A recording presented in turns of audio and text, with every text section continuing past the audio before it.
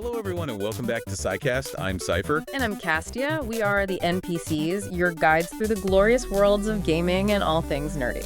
Indeed. And huge thanks, as always, to Guy, our amazing producer and researcher, for putting together all the info for today's show. Seriously, Guy digs up the best stuff. Quick heads up, folks, we're always tweaking the home studio setup, so please forgive us if there are any weird audio gremlins today. We banished most of them, we think. We perform the proper rituals. So, Castia, how was your weekend? Dive into anything fun, any new campaigns, or maybe finally beat that boss in Elden Ring? Oh my gosh, don't remind me about that boss. No, actually, I kind of went down a rabbit hole sorting through some old boxes. Found a bunch of my brother's old action figures from the 80s. Oh, wow. Blast from the past. Anything cool? Like original G.I. Joes or maybe some Transformers? Yeah, some Joes. A very dusty Optimus Prime missing a fist. You know, the usual. But it got me thinking, like, are these things actually worth anything now? Besides sentimental value, I mean.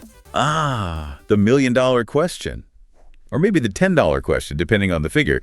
It's funny you mentioned that because that's exactly what Guy has lined up for us today. We're talking pop culture collectibles. No way. Perfect timing. So, like, action figures, comics, what are we covering? We're going to focus specifically on that explosion of action figures in the 1980s. Think Star Wars, He-Man, all that jazz. Mm-hmm. And then we're shifting gears into the connected worlds of anime and manga collectibles. Ooh, nice.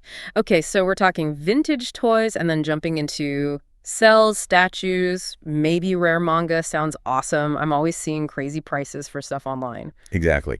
So the mission today is to kind of unpack why people even collect this stuff in the first place. You know, the psychology behind it. Then trace a bit of the history, look at the big players from the 80s toy scene, the crazy market values now, and how the anime and manga markets work too. Cool. So we'll hit the psychology, the history, specific valuable stuff, and even the communities and, like, the challenges collectors face, like fakes and stuff. Precisely. It's a whole ecosystem. So let's start at the beginning. Why do we do it? Why collect? What makes us want to hoard plastic figures or animation cells? It seems like a pretty basic human thing, right? Yeah. Guy's research mentioned that, like, a huge chunk of the population, maybe 30 or 40% of Americans, collect something. It's not just one reason, apparently. Right. It's a mix of things, like that feeling you get when you're hunting for something specific, maybe that last figure for a set or that rare variant, that thrill. Oh, yeah, the hunt. That dopamine hit when you finally track it down after searching forever. Is that like a real psychological driver? Absolutely. It's the pursuit of novelty, the discovery. There's even research, Psych found something called the oddball experiment, suggesting our brains are kind of hardwired to get a kick out of finding rare or unusual things. It literally lights up pleasure centers. So my brain likes finding obscure JRPG imports. Good to know. Okay, so you find the thing, then what? Is it just having it? Well, that leads into the pride of acquisition, right? The joy of actually getting it, maybe snagging a good deal, or even just showing it off to fellow collectors who get it. It's validation. Makes sense. And sometimes it feels bigger than just the object, you know, like holding a piece of history. Definitely. That connection to the past is huge for a lot of collectors. These items, especially the vintage stuff, are like tangible links. It's like you're preserving a bit of cultural significance, or even your own personal history. Building a legacy, maybe. Yeah, I get that. It's like this thing mattered. And there's also the whole knowledge aspect, right? You got to learn a ton to be a serious collector. Oh, for sure. The intellectual satisfaction, researching production runs, subtle variations, who made what, when. It's like becoming a mini historian for this very specific niche. It requires discipline. And you're usually not doing it alone. The community aspect is massive, especially online now. Forums, Discord servers, Reddit. Totally. Social motivation is key. Clubs, conventions, those online groups. It's about sharing the passion, learning from others, spotting fakes, just belonging to that tribe, you know? Right. It might look like a solitary hobby, but it's super social. And what about just, like, organizing it all, putting it on shelves, cataloging it? Is there a kick from that, too? I think so. That sense of control, arranging your little curated world, it's satisfying to impose order on chaos, maybe. Plus, it looks cool. Okay, that makes sense. And for the stuff we're talking about today, like 80s toys or anime stuff, nostalgia has got to be, like, number one. Oh, undeniably. Yeah. Especially for those 80s figures. It's reconnecting with childhood, simpler times, maybe memories tied to family or friends. That emotional attachment is incredibly powerful. It's not just plastic, it's a time machine. Totally. And maybe that urge to, like, complete the set, finish the collection, gotta catch them all, basically. Exactly. The drive for completeness. It's a powerful motivator for many collectors. Got to get every single one. So yeah, it's this whole complex web of reasons: the hunt, pride, history, knowledge, community, control, nostalgia, completion. It all feeds into it. Wow. Okay, so collecting isn't new. People have been doing this forever, right? Long before He-Man showed up. Oh, way, way back. Psycast notes trace it back millennia. Ancient times, it was maybe more about status, collecting rare shells, metals, or practical things like grain storage. But even something like the Library of Alexandria, that was a collection, right? Gathering knowledge, consolidating power. So it's always tied to status and knowledge, kind of? Seems like it. Then you get the Renaissance, and the elites start collecting art, antiques, manuscripts, showing off their cultural chops, their intellect. It was a status symbol, but also about appreciating history and design. And then those weird cabinets of curiosities I've heard about. Yeah, 18th century. These Wunderkammern, or wonder rooms. Yeah. Rich folks, early scientists, filling rooms with bizarre stuff from all over: natural specimens, art, artifacts, instruments, kind of like early museums showing off wealth, curiosity, maybe a bit of eccentricity. Okay, so still mostly for the rich and powerful. When did it become something regular people could do? That really shifted in the 19th century with industrialization. Mass production made things cheaper, more accessible. Suddenly the middle class could collect stuff like stamps, coins, decorative bottle caps, even furniture. Stamps and coins, right. That's when specialized fields like philately and numismatics got started. Exactly. And the idea of rarity, condition, age really took hold. Late 1800s, you even get the first trading cards, often started as ads, like in cigarette packs, but quickly became collectible sets. Like those super old valuable baseball cards. Yeah. Those early baseball cards, like the ones from Goodwin Tobacco, really cemented that link between popular figures and mass-produced collectibles. A whole set focused just on the players. So it went from elite status symbols to mass market hobbies. Pretty much. The 20th century just saw it explode into everything. Comics, toys, cars, you name it. More accessible than ever.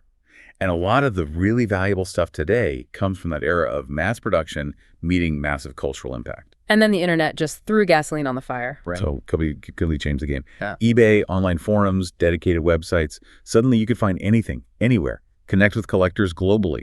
Research became easier, price comparisons instant.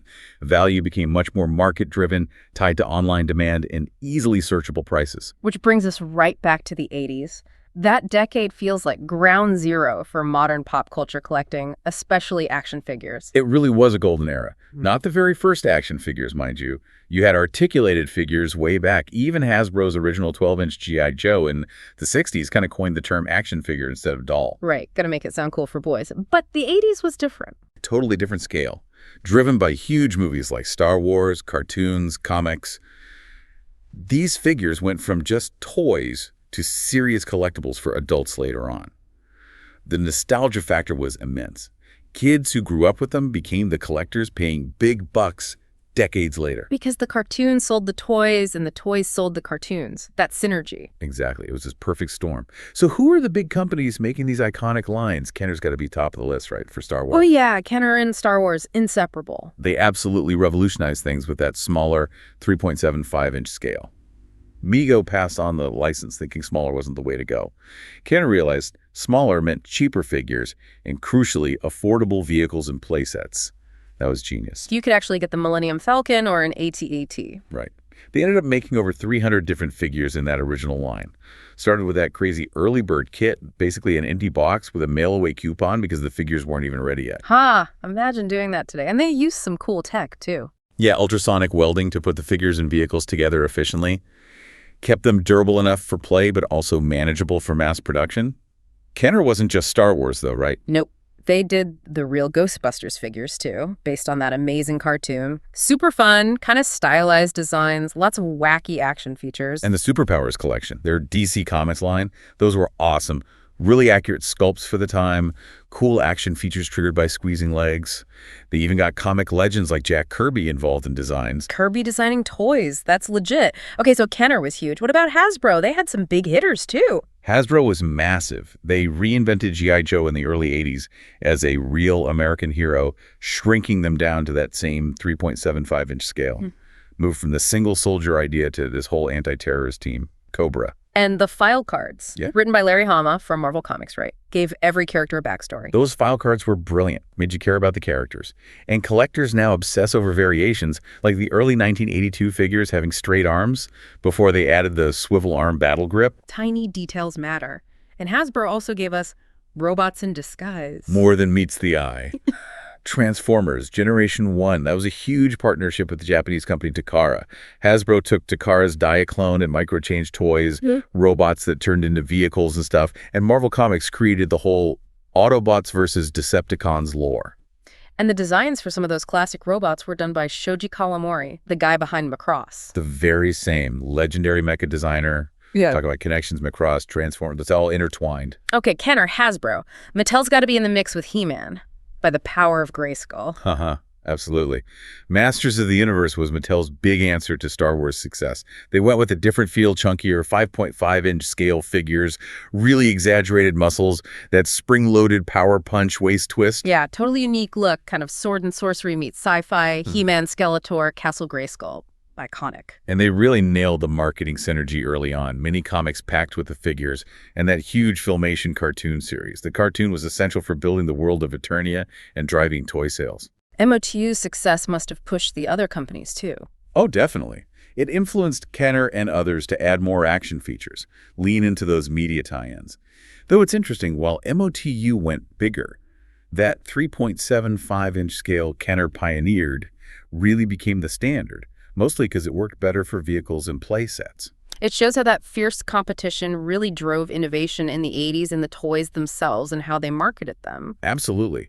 They were all battling for shelf space and kids' allowances, leading to all these cool features and rich backstories that ultimately created lifelong fans and collectors. Okay, so we've got these awesome figures, but why is my brother's Dusty Optimus worth maybe $5 while someone else's is worth like thousands? How does that value get decided? Right. The big question, it's kind of like a formula, but not really exact science. Think. Popularity times rarity times condition times how many collectors actually want it. No single thing sets the price. It's how they all interact. Okay, so rarity is a big one. Like, they just didn't make many of certain figures. Rarity's huge. Could be a limited run, maybe a mail-away exclusive offer, or figures released right at the beginning or very end of a toy line when distribution wasn't as wide. Sometimes tiny changes during production create instant rarity if they fix it quickly. And condition. That seems obvious. Mint on card. Got to be perfect, right? Condition is king. Absolutely critical. Sealed in the original package, no damage, no fading. That's MOC, mint on card, or MIB, mint in box. That's way, way more valuable than one that's been opened and played with. Both the figure and the package have to be pristine. And now there are companies that actually grade these things. Yeah. Like professionally. Yep, like AFA, Action Figure Authority, or CAS. They assess the condition, especially for sealed items, and give them a grade, usually gold, silver, bronze, based on how flawless they are. Getting a high grade from a trusted service can make the value shoot up like crazy, turns it from a toy into a certified collectible asset. So the cardboard and plastic bubble are almost as important as the figure inside. Totally. Mint packaging, no creases, tears, price stickers, sun damage. That's what collectors dream of finding for vintage stuff. It's super hard to find 40-year-old cardboard in perfect shape, so when you do, charge. And demand, that's the nostalgia factor again, how much people love the character or show. Exactly. Popular characters from beloved franchises will always have more people wanting them. If that popular character is also rare and in perfect condition, that's the jackpot. It's the fandom and the emotional connection driving the desire. So it's all connected. Like a common figure could be worth a ton if it's perfectly preserved and graded high, more than a rare figure that's beat up. Precisely. It really shows how things like professional grading have formalized the market. It takes these items that were everywhere and turns them into verifiable, almost investment-grade artifacts if they survive perfectly, from toy to historical object. Okay, let's talk specifics. Sekai found some examples with just insane values. That rocket-firing Boba Fett, is that real? Oh, it's real, and it's legendary. The holy grail for many Star Wars collectors. Kenner planned it as a mail-away figure in '79, designed to actually shoot a tiny plastic rocket, but then safety concerns, choking hazard, so they canceled the firing mechanism before it ever went into mass production. So none were ever sold with the working rocket launcher? Correct. Only a handful of prototypes were made with the firing part functional. Collectors call them L-slot or J-slot types. Maybe fewer than 100 L-slots exist, mostly unpainted test shots, only about 5 5 hand-painted L slots are known. And those are the ones worth a fortune. Mind-blowing money. A hand-painted L slot prototype sold for $236,000 in 2022. Another went for $185,000. It's not just the rarity, it's a whole story behind it, the recall, the near miss. That adds to the mystique. Wow. $236K for a 3.75-inch figure. Okay. What else from Star Wars hits those crazy high notes? The vinyl cape Jawa, from the very first wave in 1978. Initially, the Jawa came with this kind of cheap-looking vinyl cape. Story goes, George Lucas didn't like it, so Kenner quickly switched to a cloth cape. That made the original vinyl cape version super rare. Mint on card examples, $18,000 to $34,000. Just because of the cape material? Wild. What about lightsaber variations? Yep, the double telescoping lightsabers on the very first Luke, Vader, and Obi-Wan figures. The saber had 2 parts that extended. They were fragile, were hard to make, so Kenner simplified it fast to a single piece, finding one with the original DT saber. Huge premium for collectors chasing those earliest versions. It's all about those tiny first-run details. What about G.I. Joe? Anything rivaling Boba Fett's price? Maybe that giant aircraft carrier? The USS Flag. That thing is immense, over 7 feet long. Just keeping one complete with all the tiny parts in the original box in good condition after all these years is a major challenge. Complete, boxed ones can fetch $5,000 or more. The 1983 HQ playset is also pricey, maybe $3,500 if mint. And that Snake Eyes figure you mentioned, the early one. The 1982 straight-arm Snake Eyes. Huge character, super popular from day one. Finding one from that first run before they added the swivel arm grip is key. A graded, near-mint one sold for $26,400. That reflects the rarity of that very specific early production run. 26 grand. Okay. How about the Transformers? Got to be Optimus Prime, right? G1 Optimus Prime, complete with trailer in a high-graded condition. Yes, Psyguy's notes mention values up to $40,000. And Jetfire's another interesting one. Jetfire. Why him specifically? His mold came from a Macross Valkyrie toy, not the usual Takara lines Hasbro used.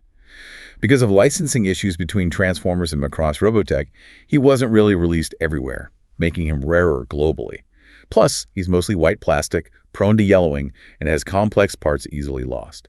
A top-graded one sold for nearly $25,000. Whoa. And there was a weird Pepsi Optimus Prime. Yeah. A super rare mail-in promotional figure with Pepsi branding. Extremely limited. Values maybe up to $10,000 because it's only available through that one specific offer. Okay, gotta ask you about He-Man. Original He-Man and Skeletor in the box. Mint in sealed box from 81-82. Yeah, Psyguy found values around $250 to $1,600. And then there's the Wonder Bread He-Man. Wonder Bread He-Man, what? It's a nickname for a Savage He-Man mail-away variant. The story is a bit murky, maybe tied to a Wonder Bread promotion, maybe not. But it was a way to get a different version of He-Man. Very rare, very mysterious origins, which adds to the appeal, but also means lots of fakes out there for that one. Fakes are definitely something we need to talk about. What about Castle Grayskull? The original 1982 Castle Grayskull playset, mint in a sealed box, could be around $1,850. And international variants figures made under license in places like Venezuela or Brazil can be incredibly rare and valuable due to different manufacturing materials or limited distribution. It's amazing how the stories behind these figures, the recalls, the variations, the weird promotions, make them so much more desirable than just being old plastic. Absolutely. It turns them into artifacts with narratives. Collectors love the stories.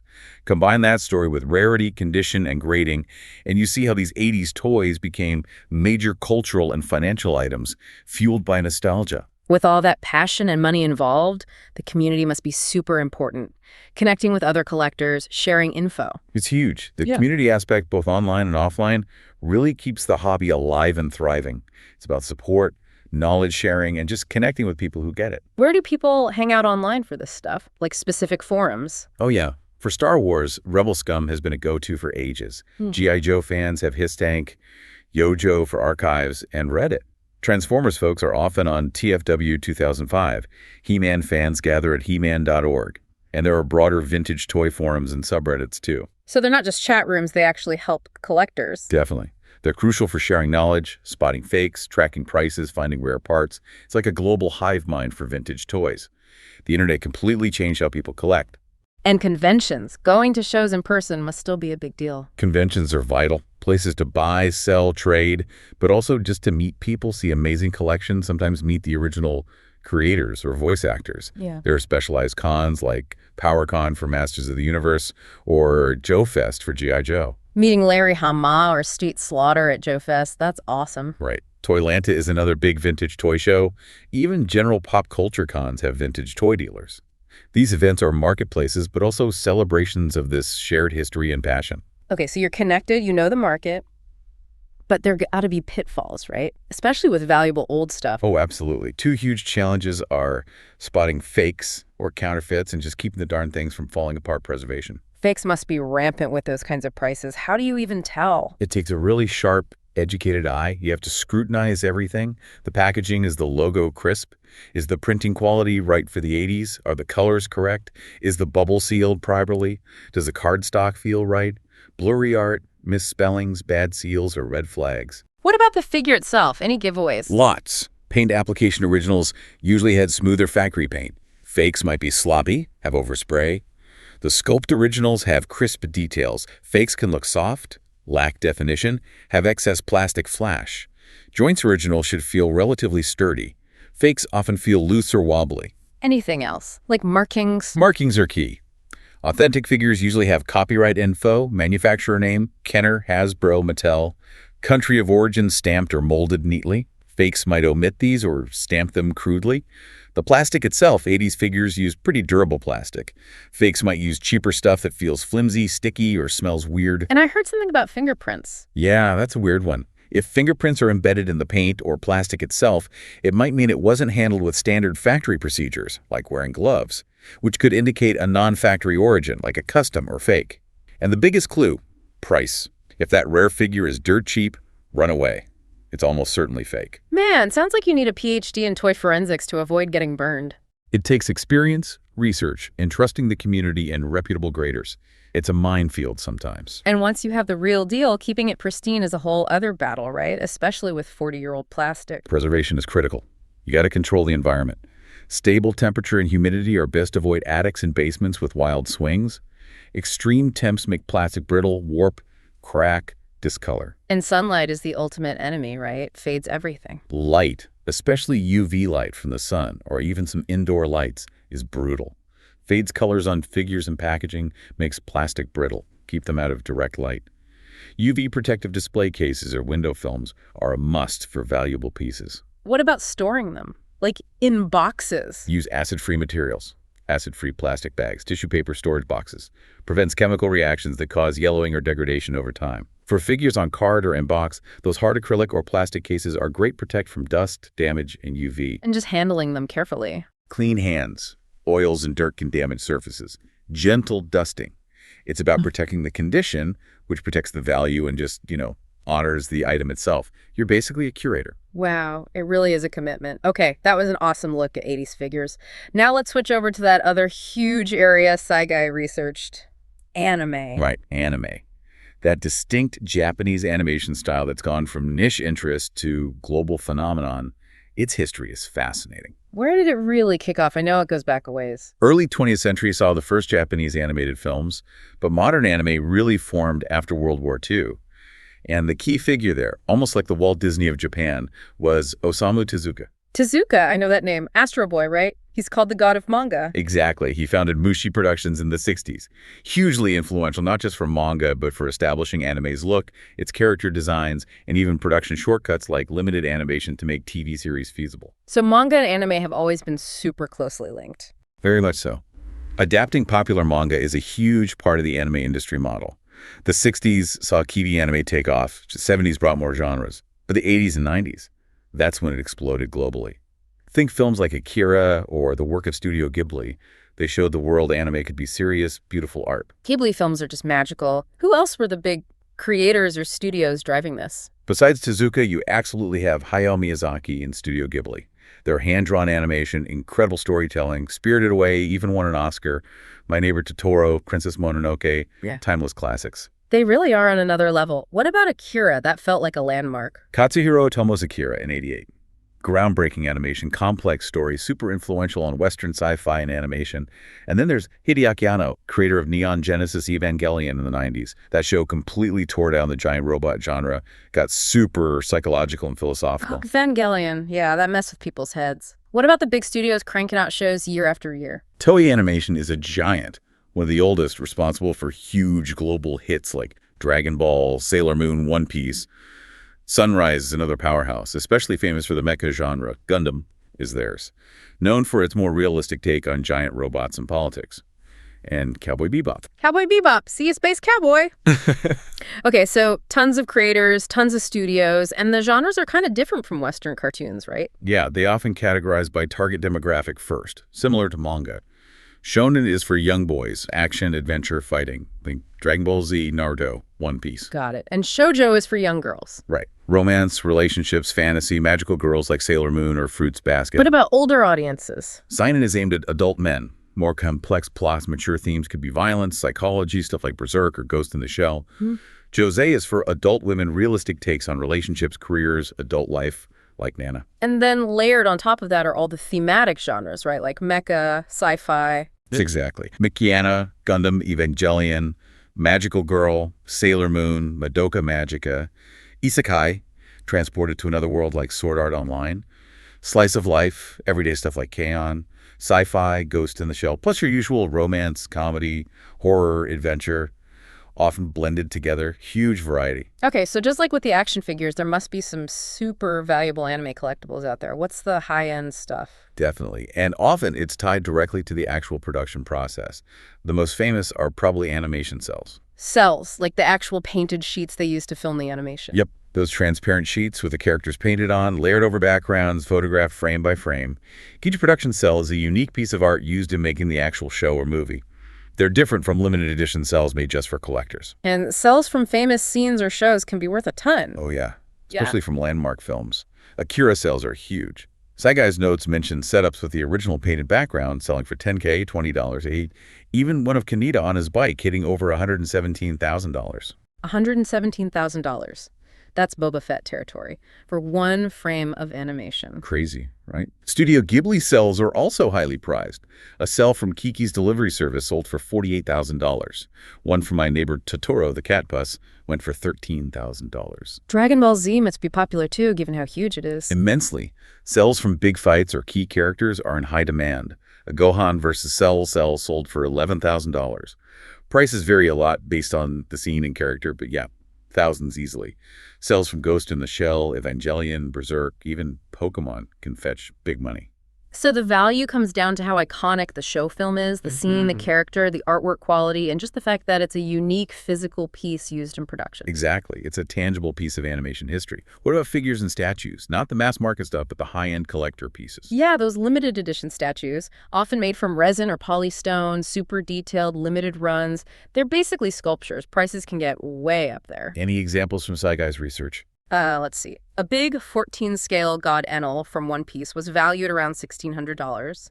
A similar scale Albedo from Overlord, over $2,500. And scale matters a life size. 11-scale Rei Ayanami from Evangelion was listed around $2,700, but those huge ones often cost way more initially. Life-size Rei, where do you even put that? They really are like high-end art pieces. Totally. Companies like Good Smile make amazing figures. Even their smaller Nendoroid line, the cute chibi ones, can have rare exclusives that become valuable. Besides cells, are there other kinds of production art collectors go for? Like sketches? Yeah, original sketches, Genga, storyboards, concept art. They give you this amazing insight into the creative process, the planning stages. Maybe a bit more niche than cells, but still really valuable. Macross concept art by Kawamori has hit $18,000. A signed Cowboy Bebop illustration, $4,400. Dragon Ball Z animation drawings, $4,500. Owning the original drawing. That's pretty cool. Direct from the artist's hand. It's that direct connection. And surprisingly, even old Blu-rays or DVDs can become collectible. Why is that? Physical media, especially limited editions, box sets, or stuff that's just out of print. Licenses expire, companies shift focus to streaming, so older or niche shows just disappear from official retail. So paradoxically, the move to streaming can make physical copies more valuable. Kinda, yeah. If you want that specific show with maybe special features or a certain dub and it's not streaming anywhere, a well-preserved physical copy becomes desirable. Companies like Discotek Media actually specialize in rescuing and re-releasing older anime on Blu-ray, creating new collectibles in the process. That seems really important for preserving access to older stuff. Totally. It's about having the physical thing, maybe completing a collection, or just being able to watch something that's fallen through the cracks digitally. Okay, so the anime market itself. Is it growing like crazy? What are the big trends? It's huge and getting huger. Sci found projections saying the global market could hit like $46 billion by 2029. Massive growth. What's pushing that? Streaming. Streaming's been the main catalyst. Platforms like Crunchyroll made anime accessible globally, turning it from niche to mainstream in many places. Suddenly, everyone could watch. And where's the money actually made in that market? Licensing and merchandising are the biggest pieces of the pie. Licensing broadcast rights, and then all the merch figures, clothes, games, everything. That's where a ton of the revenue comes from. Are there special challenges with taking anime global, like translation stuff? Definitely. Cultural nuances, accurate translation for subs and dubs, that's tricky. Complex licensing deals between Japanese publishers, studios, and international distributors, sometimes censorship issues in certain countries, and piracy is always a problem. The anime community seems incredibly passionate and global, too. Oh, massively. Online forums like MyAnimalist, Reddit, the communities around Crunchyroll itself. It's a huge global fandom, and the conventions are epic. Anime Expo in LA, Comic-Con in Tokyo, Japan Expo in Paris. They sound enormous. Hundreds of thousands of people. They're major industry events, but also huge fan celebrations. Panels, cosplay, merch, screenings. Vital hubs for the community. Beyond the market stuff, are there challenges just for fans trying to watch or collect anime? Accessibility can still be an issue. Not everything gets an official translation or release everywhere. Especially older or less mainstream shows, language barriers are real. Which is where fan translations, fan subs came from, right? Though the quality can be iffy. Exactly. Fans fill the gap, but quality varies wildly. Getting that balance between faithful translation and making sense for a new audience is tough, even for pros. And like the old toys, old anime itself is at risk of just disappearing, degrading. Preservation is a huge concern. Original film negatives, master tapes degrade over time. Old formats like VHS become obsolete. Licenses expire. Classic anime could genuinely be lost forever. Is Japan doing anything to save it? Digital archiving? Yeah, there are efforts. The government has a strategy. Places like the National Film Archive of Japan are working to archive production materials and film. It's crucial for preserving this cultural heritage. Feels like a race against time for some of the older classics. It really does. Losing that history would be a tragedy. Digital archiving helps, but it has its own long-term challenges too. Okay, one last area from Guy's research manga. Japanese comics, the foundation for so much anime, right? Absolutely. Manga is its own massive universe, with a history stretching back centuries in Japanese art. But modern manga really owes its form, again, to Osamu Tezuka after World War II. The god of manga strikes again. He basically invented modern manga storytelling. Pretty much. His work in the late 40s established so many conventions, cinematic panels, long story arcs. He was incredibly prolific and influential. Who are some other manga legends, like the ones with insane sales numbers? Akira Toriyama, creator of Dragon Ball, over 260 million copies sold worldwide. Eiichiro Oda, creator of One Piece, holds the Guinness World Record, over 520 million copies sold. Just staggering. 500 million copies of One Piece. That's unreal. Right. Then you have Rumiko Takahashi, huge influence with Ranma 12 Inuyasha. Takehiko Inoue, known for realistic art and Slam Dunk and Vagabond. Kentaro Miura, creator of the dark fantasy masterpiece Berserk. Hajime Izayama, with the global phenomena Attack on Titan. Just giants of the medium. And the genres are the same as anime, shonen, shoujo, etc. Yep, uses the same demographic categories. And very often, the hit manga becomes the source material for a hit anime. Are there manga collectibles that fetch high prices too, like original artwork? Yes, original manga artwork, the Jenga, or hand-drawn pages, are valuable as unique pieces showing the artist's direct work. Maybe a bit more niche than anime cells, because cells were part of the final moving image. But manga Jenga has huge artistic value. Any examples of big sales? It's sometimes less public, but Psyguy found a report of a Berserk original page by Miura selling for $85,000. So yeah, original art from top creators can command serious money. 85 grand for a page. Wow. What about rare printed copies, like first editions? Yeah, rare first editions or early printings of the collected volumes, Tankobon, are definitely collectible, especially for iconic series. Condition is everything, of course. Early prints of One Piece Volume 1 in mint condition are sought after. Same for first editions of other major hits like Death Note or Hunter x Hunter. So maybe not hitting those absolute peaks like the rarest toys or cells, but still a solid collector market for manga too. For sure. It's driven by that same passion for the medium, the desire for completeness, historical significance, and owning a piece of that tangible history. Man, looking back at everything Saigai dug up, the 80s figures, the anime, the manga, it's this incredible mix of just human passion, nostalgic community, and crazy market forces. It really is. It's not just about toys or comics or cartoons. It's about cultural impact, media history, why we connect with certain things, and how we decide what has value beyond just usefulness. It's about emotion, story, and sharing that love. And how these hobbies connect us personally to history, but also to global online communities now. It's fascinating stuff. Before we wrap up, quick reminder, folks, Psycast drops new episodes weekly, talking games, movies, nerdy deep dives like this one. And don't forget, Saigai streams live over on Twitch. Check the show notes for the link. Definitely check out Saigai streams. And if you're enjoying Psycast, maybe head over to YouTube and hit that subscribe button if you haven't already. It really helps us out. Please do. Okay, so reflecting on all this, the collecting impulse, the value of physical objects, the digital shift, Saigai left us with a final thought to chew on. Yeah, it's a good one. In a world that's becoming more and more digital with everything streamable or reproducible, how does the actual physical act of collecting tangible things from our past keep shaping our connection to culture and history? What does holding that old figure or that original cell mean today? Ooh, that's deep. Something to definitely think about. What is the future of physical collecting in a digital world? A question for another time, perhaps. That's all we've got for today's collectible journey. Thanks so much for tuning in. Yeah, this was super fun. Hope you enjoyed it as much as we did. Remember, you're awesome. Never let the world tell you otherwise. Stay safe, stay sane,